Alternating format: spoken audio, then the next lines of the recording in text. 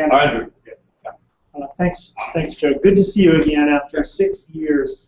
I went to grad school here, and I remember seminars in this room. I'm so happy to be back.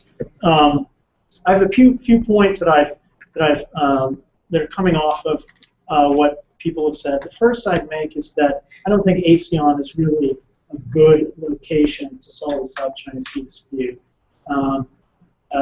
China is clearly breaking international law for its own aggrandizement in terms of maritime territory, and ASEAN has within it Myanmar and Cambodia, which are essentially near client states of China.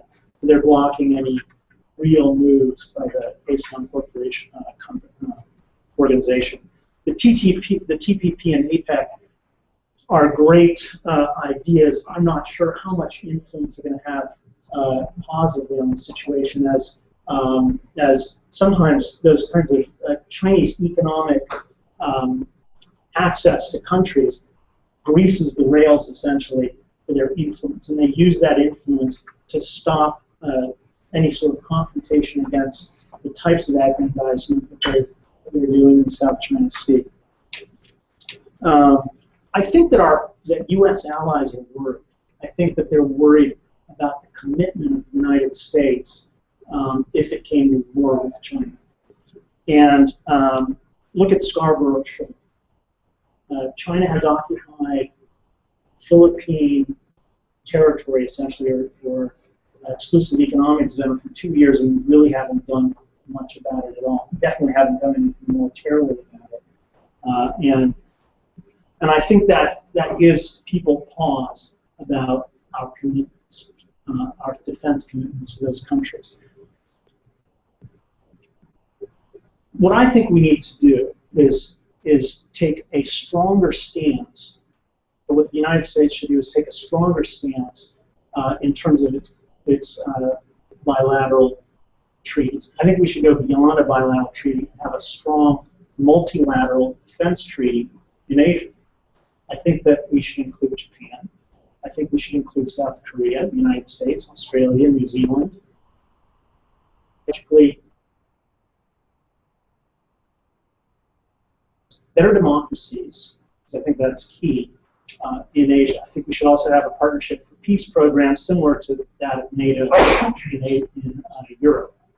I think a lot of the other democracies in the region should be included in that partnership for peace program, and will significantly strengthen the multilateral defense organization. U.S. to China defense expenditures right now are roughly 4 to 1. For every dollar China spends, the U.S. and our allies in Asia spend about 4. That's a big difference. We have the military power to stop China's expansions, but we're not using it. North Korea, of course, is another major threat. It's not just China.